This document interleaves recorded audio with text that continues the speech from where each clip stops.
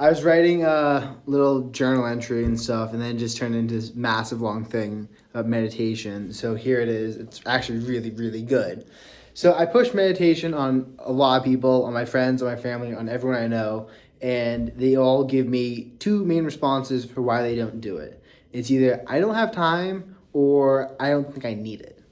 And for those who say that they don't have time, there's a great book out there called How to Train Your Mind by Chris Bailey that shows how meditation actually allows you to be more productive and save time in the long run. It's a really amazing book. It's like 2 hours of reading, but if you're saying you don't have time for this, you probably don't have time for that. But meditation saves you a bunch of time. It really does. Go look at the book. I'll make a video later on talking about this, but getting back to the point.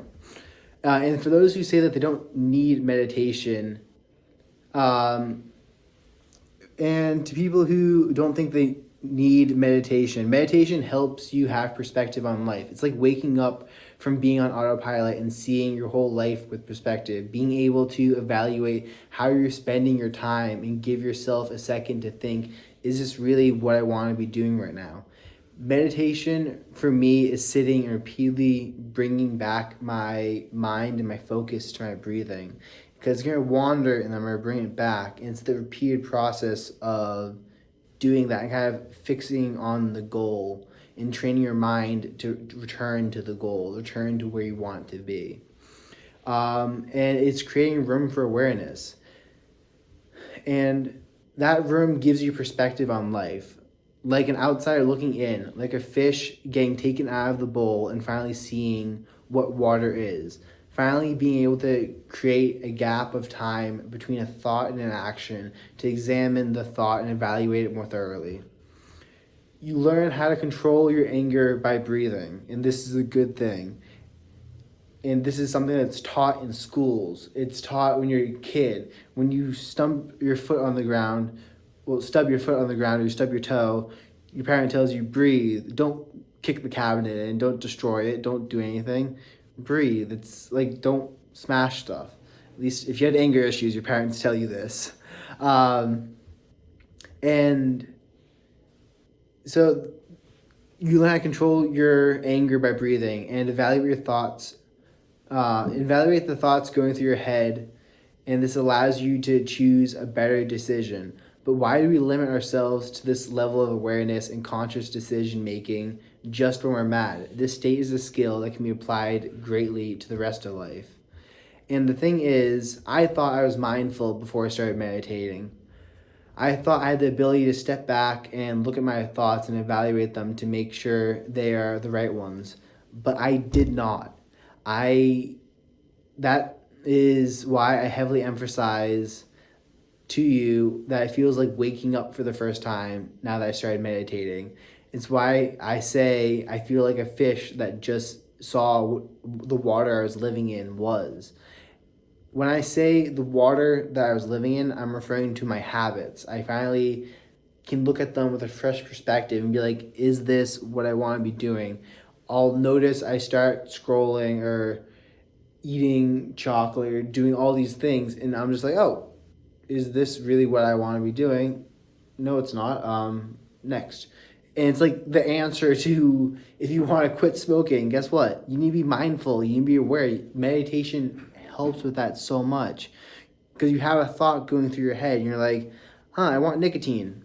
You're like, that's a dumb thought. Why would I? It's not always nice to have inner talk like that, but you realize how silly the thought is, because you're like, I don't need nicotine, I'm happy now. And then you kind of sit with that feeling and you go through it and you realize that happiness is a choice and all this great stuff, but you need awareness, and meditation helps with that so much.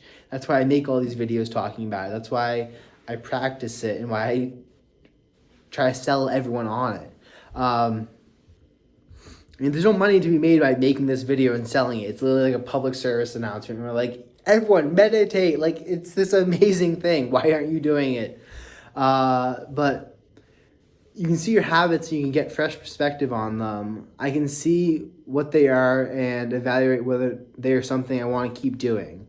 So, for example, when I first a while ago when I was going to Europe, I started to relearn German, and I was spending 1 to 2 hours a day studying it on Duolingo. And for those who don't know, Duolingo is like an app where you can do lessons and get points and then compete for ranking with your friends and stuff.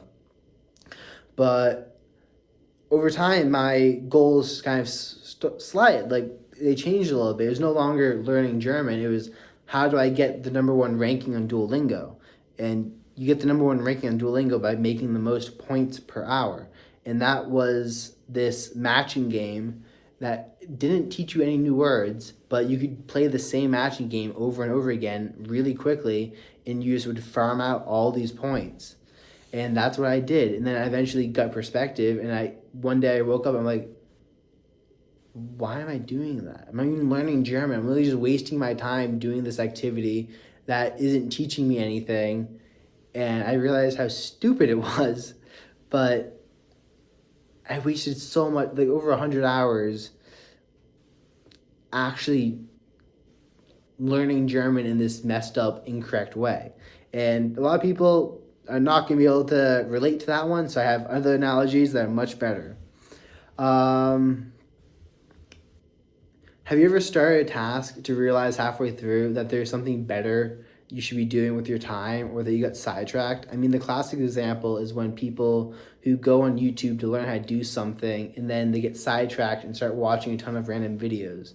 You ever go on your phone to check something and then wind up scrolling social media when you should be doing something else? Meditation is like that voice of reason that tells you to get off, that you got off task. But many people don't realize that you can also get sidetracked in life. You start off with this goal in mind. For me, an example is learning German or learning something on YouTube. You can start with this goal of life of, I want to own a house in the woods or something, or I want to do this, and I want to travel. And then you think, well, I need to make a bunch of money in order to travel. So then now you focus on making all that money, but you're so focused on making money, you're no longer traveling. And you're like, you wake up one day and you realized, why am I making this money? And initially you started off making it because you wanted to travel, you wanted to have a place to go hunting, or you wanted to start a family, but you can get sidetracked and you can lose perspective on it and be like, oh, well, I need to make money. And then you can even take that farther away. And you think, well, what do I need to make money? And you need this, and then you get focused on that. And you lose sight of the big picture, the big idea of what's going on. And you don't want to wake up one day and wonder where your life has gone. And for many, that's such an uncomfortable thought to have. So they'll keep repressing it and never allowing themselves to just have a moment alone with their thoughts. And just further down the spiral you go. And then you're old and you're dying and you have nothing else to do but think. You'll be crushed under the weight of all of it. You'll have to face the truth that if you ever said it's a living when it comes to your job, then the truth is you're not living. You're mindlessly going through your day. And for a lot of people, they can't handle being woken up. And I mean, a lot of people are like, yeah. And those of you you can actually convince that they're not woken up yet. And they're like, okay, let's get woken up. Once they actually wake up, they're like, I don't like being awake. And it's the weirdest thing because it gives you perspective, but it also requires you to think. And so many people don't like to think because once you are aware of, it's very tempting to fall asleep again. To have someone else tell you what you should be doing, to have someone else thinking for you. It's one of the hardest things to make yourself stay awake. You'll have times when you're full of doubt, when you feel lost and that you're drowning, when you feel your own ego and understand your own thoughts in your mind and have perspective on them. But just remember, this too shall pass. And this too shall pass into breathe. Breathe, my friend. To most people, this will sound crazy and they'll dismiss it as weird. But to those of you on the edge who have felt that perspective, who have felt this awareness I'm talking about, who have the kind of, this speaks to you in some way. If you've made it this far in this video, you understand kind of what I'm talking about. So breathe, enjoy life. You will be woken up at some point in time, and it's better to be woken up and stay awake now than to be woken up on your deathbed.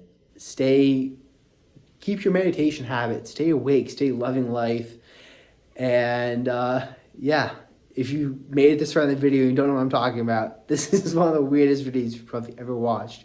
You're like, what the hell is this kid talking about? Rewatch the start of the video, and not only for like time and for YouTube, but also, I talk about it a little bit. Go watch some of my other stuff, but that's my brother. It's time to leave. Peace out.